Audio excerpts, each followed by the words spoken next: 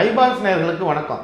நம்ம கடந்த பல எபிசோட்ஸாக கிரகங்களே கோவில்களாய் அப்படின்ற தலைப்பின் கீழே நிறைய கோவில்கள் பார்த்துட்டு வரோம். அந்த கோவில் அடிப்படையில் இன்னைக்கு ஒரு அதிசயமான சம்பவத்தையும் ஒரு முக்கியமான கோவிலை பற்றியும் பார்ப்போம். என்கிட்ட ஒரு வயதான அம்மா, ஒரு 60-65 வயது நெருங்கினவங்க, அவங்க என்கிட்ட வர்றாங்க. வந்து என்னுடைய மகளுக்கு உடம்பு முடியாமே போகுதுப்பா அப்படின்னாங்க. இப்போ அவங்க மகளுடைய ஜாதகத்தை வாங்கி பார்த்துட்ருக்க சமயம் அவங்க சொல்கிறாங்க, உங்களுக்கு ஒன்றும் தெரியாது, ஒன்றும் கிடையாது, உங்களுக்கு நிறையா பார்த்துருப்பீங்க, ஆனாலும் ஒரு விஷயம் சொல்கிறேன்ப்பா, எங்கள் குடும்பத்துக்கு நிறைய செய்வனை வச்சுருக்குறாங்க. ஏற்கனவே பார்த்திங்கன்னா எங்கள் மாமனார் காலத்திலேருந்து எங்களுக்கு வச்சுக்கிட்டு இருக்கிறாங்க. நாங்கள் செய்வினையால் பாதிக்கப்பட்டது இல்லாமல் இப்போ இந்த பச்சை மண்ணுன்னு கூட பார்க்காம இந்த பொண்ணுக்கும் வச்சுட்டாங்க சார் அப்படின்றாங்க. அந்த பொண்ணு பார்த்தா ஒரு 25-26 வயசு பொண்ணு. அந்த பொண்ணு என்னம்மா செய்வனை வச்சுருக்காங்களா? ஆமாம் சார், என் உடம்பெல்லாம் ஒரே எரிச்சலாக எரியுது, நான் வேலைக்கு போயிட்டு இருந்தேன், வேலைக்கு கூட என்னால் போக முடியல, இப்படி எலும்பெல்லாம் உருக்கிற மாதிரி எனக்கு ஒரு உணர்வு சார் அப்படின்னாங்க. சரிங்கம்மா, அதுக்கு ஒரு டாக்டரை பார்க்கலாமே, ஏன் நீங்கள் இப்படி சொல்கிறீங்க அப்படின்னா, இல்லை சார், உங்களுக்கு தெரியாது, எங்கள் மாமனார் காலத்திலேருந்தே எங்களுக்கு செய்வனை வச்சுக்கிட்டு இருந்தாங்க. இந்த செய்வனை நீக்கிறதுக்காக ஒரு கோவில் இருக்குதுன்னு சொல்லி அந்த கோவிலுக்கு போனோம். அந்த கோவில் ஒரு தனியார் கோவில்.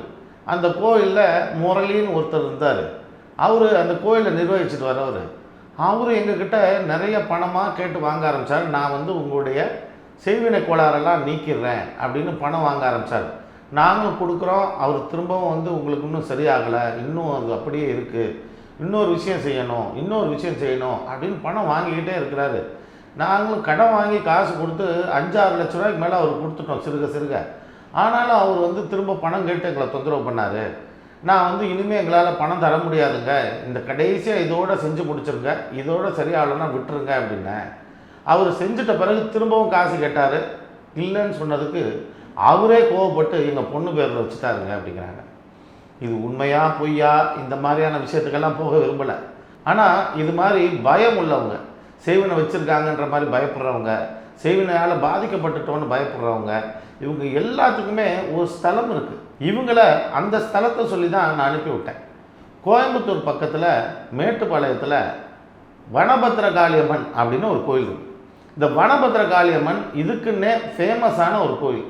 இந்த கோவில் என்ன கிரகத்துக்கு உண்டானது பார்த்தா சனி, செவ்வாய், ராகுக்கு உண்டான கோயில். இந்த ஸ்தலத்துக்கு இந்த மாதிரி கிரக அமைப்பு உள்ளவங்க யார் இருந்தாலும் போகலாம்.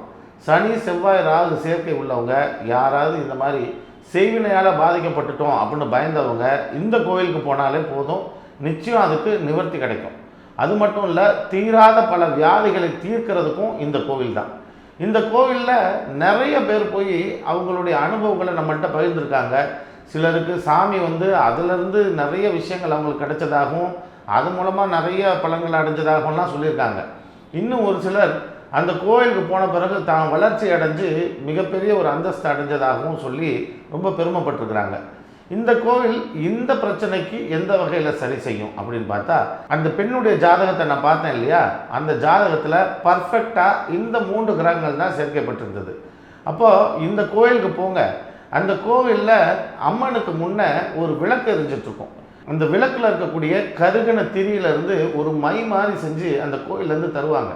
அந்த மையை எடுத்து தினமும் வச்சுட்டு வந்தாலே போகிறோம். இவங்களுக்கு இந்த பயம் இருந்தாலும் சரி, இல்லை உண்மையிலேயே அப்படி ஒரு செய்வினை கோளாறு இருந்தாலும் சரி, உடலில் எந்த பிரச்சனை இருந்தாலும் சரி, அதுவும் சரியாயிடும் அப்படின்றதுனால அந்த கோயிலை சொல்லி அந்த விளக்குலேருந்து கிடைக்கக்கூடிய அந்த மையை வாங்கிட்டு வர சொல்லியிருந்தேன். அதே போல் இவங்க போய் வாங்கிட்டு வந்துட்டாங்க.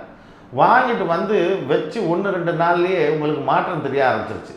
அந்த பொண்ணுக்கு உடலில் இருக்கக்கூடிய அந்த அரிப்புகள்லாம் குறைய ஆரம்பிச்சிருச்சு. அந்த பொண்ணு கொஞ்சம் பிரிஸ்காக எழுந்து உட்காந்துருக்காங்க. இதுக்கு முன்னாடி எந்நேரம் பார்த்தாலும் தூங்கிக்கிட்டே இருப்பாங்க. கேட்டால் அதுக்கு வந்து செய்வனை கோளாறு தான் அப்படின்ற ஒரு நினப்பில் இருந்தாங்க. ஆனால் இந்த கோயிலுக்கு போயிட்டு வந்த மாத்திரத்திலேயே அது விடுபட்டுருச்சு. அந்த பொண்ணு விடுபட்டது மட்டும் அதிசயம் இல்லை, அந்த பெண்ணுடைய தாயாரும் இப்போ அந்த பொண்ணுக்கு சரியாயிடுச்சுன்ற ஒரு அர்த்தத்திலேயே தங்க குடும்பத்தில் உள்ளது எல்லாமே இதோட சரியாயிடுச்சு போல இருக்குன்னு அவங்களும் நம்பிட்டாங்க. நம்பி அவங்க சொன்னாங்க, சார் எங்களுக்கு இதோட போயிடுச்சு சார், திரும்ப வராமல் இருக்கிறதுக்கு எங்களுக்கு ஏதாவது பண்ணி கொடுங்க சார்.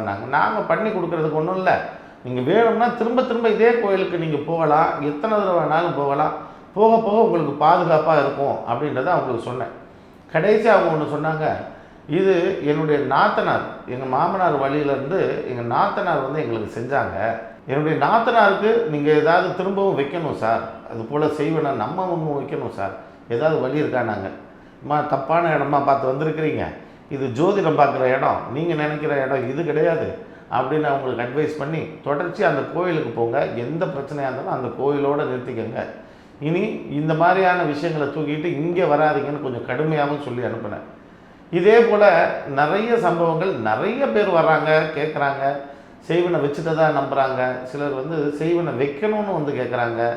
இது ஜோதிடம், இந்த மாந்திரீகம், இது ரெண்டும் வெவ்வேறு. அதை முதல்ல புரிஞ்சுக்கணும். இந்த ஜோதிடத்தை கொண்டு சில என்னென்ன காரியங்கள் சாதிக்கலாமோ அந்தந்த காரியங்களை உறுதியாக சாதிக்கலாம். மாந்திரிகம்ன்றது நம்முடைய எல்லைக்கு அப்பாற்பட்ட ஒரு விஷயம். அப்படி ஒரு விஷயம்னா நீங்கள் அதுக்குண்டான ஆட்களை அணுகி வேணால் கேட்டுக்கோங்க. இந்த இடம் ஜோதிடத்திற்குண்டான இடம். இங்கே முழுக்க முழுக்க கிரகங்கள் மட்டும்தான் இயங்குது, கிரகங்கள் மட்டும்தான் நமக்கு காரியங்களை சாதித்து தருது.